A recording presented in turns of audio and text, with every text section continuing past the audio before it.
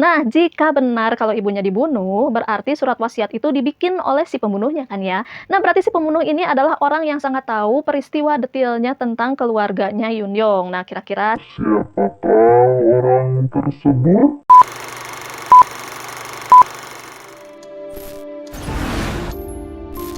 우리는 막 1987년에 도착했고 돌아갈 방법은 없습니다. 갇혔다고요, 여기. Hai, selamat datang kembali di Drakor Edik Indonesia, tempat ngumpulnya Drakor Junkie seluruh Indonesia. Kembali lagi bersama saya Rianti Sofia yang kali ini akan membahas drama terbaru yang baru tayang kemarin, 1 Mei kemarin ya, yang judulnya My Perfect Stranger. Nah, drama ini kalau buat saya sih ngingetin sama satu film jadul yang judulnya Back to the Future, yang sempat jadi andalannya RCTI nih, sequelnya, yang setiap liburan itu selalu ditayangin bareng sama Honey I Shrunk the Kid, dan sequelnya Jaws, yang kalau kita nonton itu ya, kalau tayangnya malam pasti kepotong sama berita TVRI jam 9 malam. Ayo Drakor Junkie, siapa nih yang udah ngalamin yang nonton film-film yang tadi saya sebutin itu, boleh komen di kolom komentar ya. Jadi jangan biarin saya ini jadi ajuma sendirian gitu. Ya biasalah kalau saya mah ya, kalau tua itu ngajak-ngajak gitu ya, biar ada temennya. Bagi teman-teman Drakor Junkie yang ingin nonton dramanya, bisa dicatat dulu jadwal tayangnya sebagai berikut.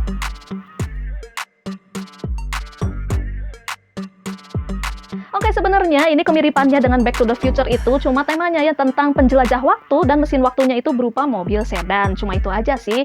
Dan drama ini itu tipe-tipe yang paket komplit ya. Jadi fantasi, investigasi, terus ada termehek-mehek keluarganya juga yang sukses membuat saya nangis di episode pertama. Selain itu ini juga ada komedinya, dan kedepannya ya harapan saya sih pasti ada romansnya antara kedua tokoh utamanya. Mudah-mudahan ya. Cuma di episode 1 ini belum kelihatan sih. Drakor ini bercerita tentang Yoon Hae-jun yang diperankan oleh Kim Dong-wook. Hae-jun ini adalah wartawan biasa ya yang punya cita-cita dia akan bekerja keras selama 16 tahun dan setelah itu dia akan pensiun, kemudian akan melipir nih ke pinggiran di desa-desa dan akan memancing setiap hari, katanya seperti itu. Nah, suatu malam dia menemukan sebuah mobil sedan yang terbengkalai, dan ketika dia masuki mobil itu ternyata itu adalah sebuah mesin waktu. Karena dia penasaran, dia ingin ngecek nih apakah cita-citanya yang 16 tahun kemudian itu beneran terjadi atau enggak. Jadi dia time travel nih dari tahun sekarang, dari tahun 2021 ya diceritanya di drama itu, dia pergi ke 16 tahun selanjutnya.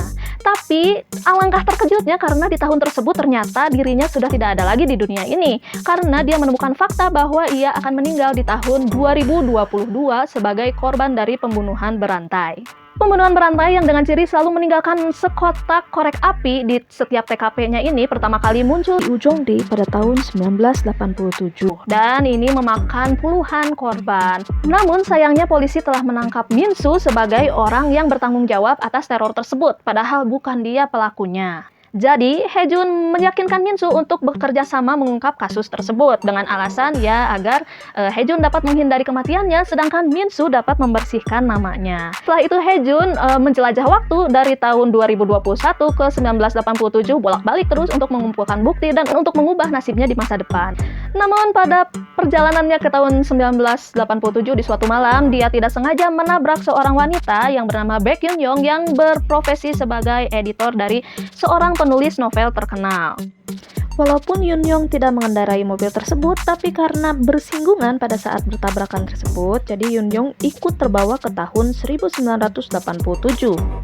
Masalahnya, setelah tabrakan itu, mobil si time travel itu yang digunakan sebagai mesin waktu itu rusak, sehingga mereka terjebak di tahun 1987. Hae-jun yang sudah merasa menyesal nih, meminta maaf kepada Yoon-young. Tapi anehnya Yoon-young malah senang. Ternyata ini adalah cita-cita Yoon-young. Cita-citanya Yoon-young yaitu kembali ke masa lalu untuk mengubah nasib ibunya yang telah meninggalkan dia karena bunuh diri. Ibu Yoon-young mengambil jalan tersebut karena tidak tahan akan kehidupannya, karena menikah dengan seorang pria yang mabuk-mabukan dan temperamental. Selain itu, ia merasa menjadi jauh dengan putrinya. Jadi di sini Yoon-young yang merasa menyesal bertekad untuk kembali ke masa lalu dan memisahkan ibu dan ayahnya agar tidak menikah, dengan taruhan bahwa ya mungkin aja Yoon-young tidak dilahirkan sama sekali. Jadi prediksi kedepannya nih bakalan ada scene-scene lucu di mana Yoon-young akan berusaha memisahkan ibu dan ayahnya dalam posisi yang mereka masih muda ya. Karena di sini digambarkan ibunya itu yang naif, culun-culun polos gitu, dan si ayahnya ini ya lumayan gokil lah ya. Jadi ini pengen lihat nih gimana caranya Yoon-young memisahkan mereka. Selain itu di sini juga juga ada tokoh yang mencurigakan, yaitu penulis novel terkenal, yaitu Ko Mi-suk, yang tema novelnya itu selalu tentang pembunuhan yang dilakukan oleh para perempuan.